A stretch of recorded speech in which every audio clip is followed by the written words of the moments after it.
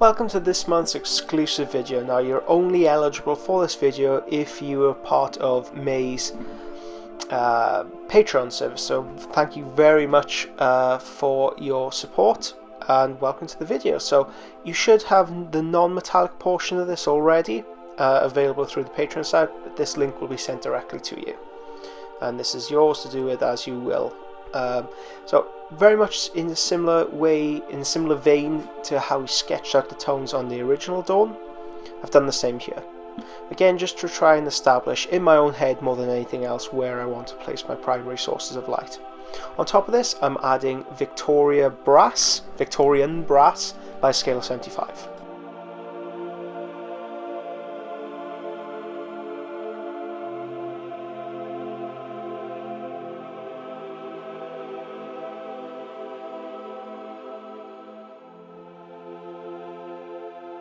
Next up we have Trusty Old Silver by Vallejo.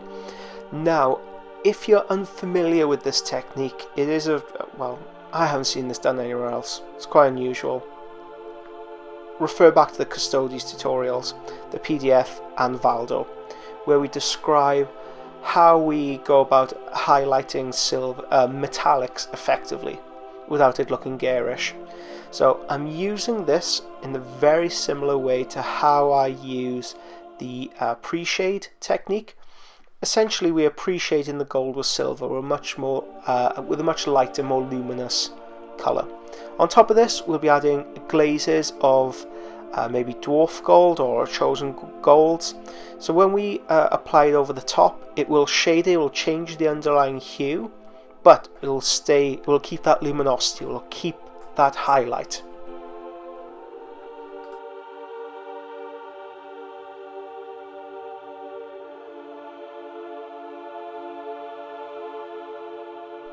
Next up, I'm using Dwarf Gold Oro Imano from scale 75, and I want this to be a glaze layer, so you can see I'm adding quite a lot of thinner in here, 2 parts thinner to 1 part paint at the least, so probably it's more in reality like 3 parts or maybe 4 parts. So it's very easy to overload the miniature, so you kind of blot the airbrush across the entirety of the surface and it'll run into all the gaps and just look terrible. When I tell you to use thin paints, thin coats, by God do I mean it here more than anywhere else. When you apply this layer, it may not look like it's done anything, but we need to allow it to completely dry, then add another layer, allow that to completely dry, and this layering of incredibly thin paints will yield a very good result after 2 to 3 layers. You just have to have that belief, that faith initially that there is coverage even if you can't see it with the naked eye.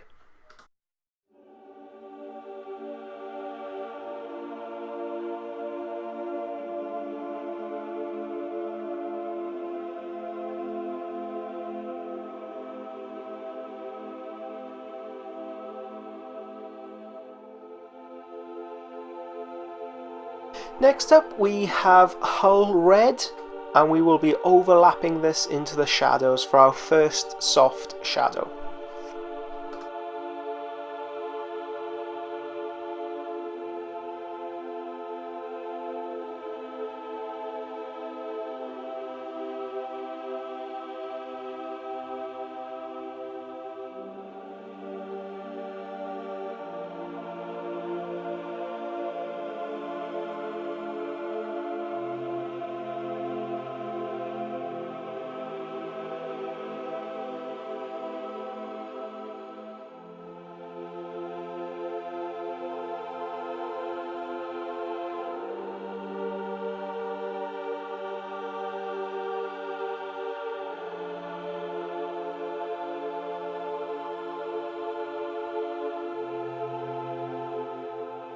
Okay, Arfan Jade is the next colour we'll be using, so I haven't emptied out the entirety of the Hull Red in the previous stage. I've left a little bit in there, and when I've applied Arfan Jade to it, because they're complementary colours, complementary tones, it creates this grey colour, then I'm adding this into the darker recesses. So you can see underneath the shoulder pads, along the line of shadow on the leg, I'm pushing the contrast here as much as I can, or much as I feel comfortable with.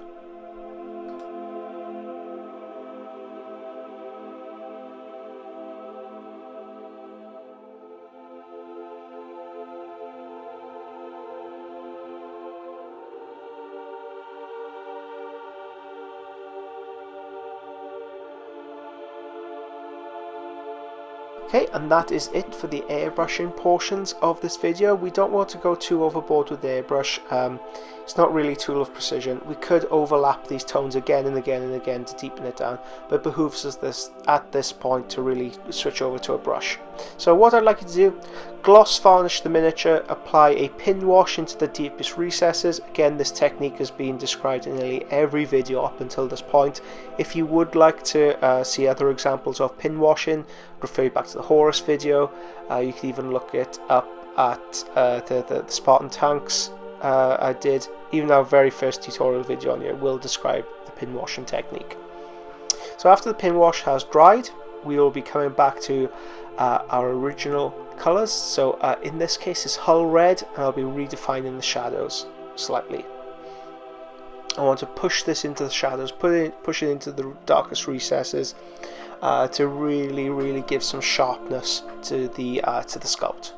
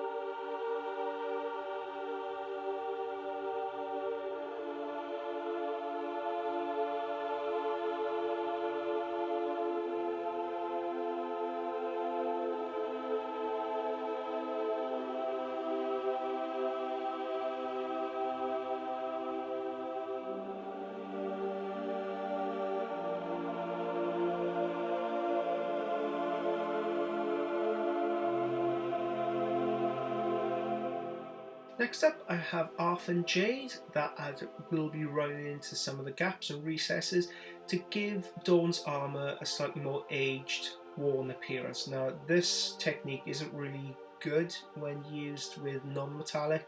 Unfortunately, you can confuse the eye. Non-metallic does rely on tricking the eye into thinking it's seeing a reflective metallic surface. We have a real reflective surface here, so it could be a bit more we could age it a little bit more, we can scruff it up a little bit more without the worry of really confusing the eye. So here, Arthur Jade, just run into the gaps, recesses, any bolts that you have, anything that you really want to bring to the fore. So the lightning bolts are excellent to really make stand out on edge, to really make the sculpt pop a bit more, as well as adding some age to it and some realism. So personally, I love using real metallics rather. Blah, getting confused now. I love using real metallics because it offers us the opportunities to do stuff like this.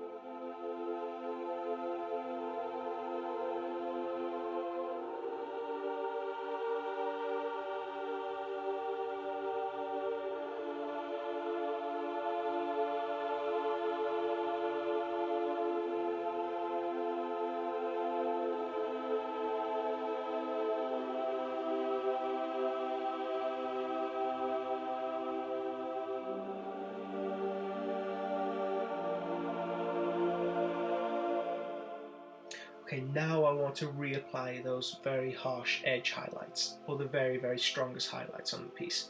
So for this, I'm using gold by Vallejo Air and silver, again by Vallejo Air. So for the mid-tones, I'm using the gold. Then when I'm pushing up into the upper highlights, I'll increase the amount of silver on the brush until I'm eventually using pure silver. So this goes into, again, edge highlighting is very important just to help define the lines of the piece, help define just the features of the sculpt. And it also helps draw attention to areas of light or areas of interest. So again, we are using the brush in exactly the same technique we do with the true metallic, exactly, nothing changes. So the brush stroke always goes towards that maximum point of light, maximum point of saturation. We just develop it out like so.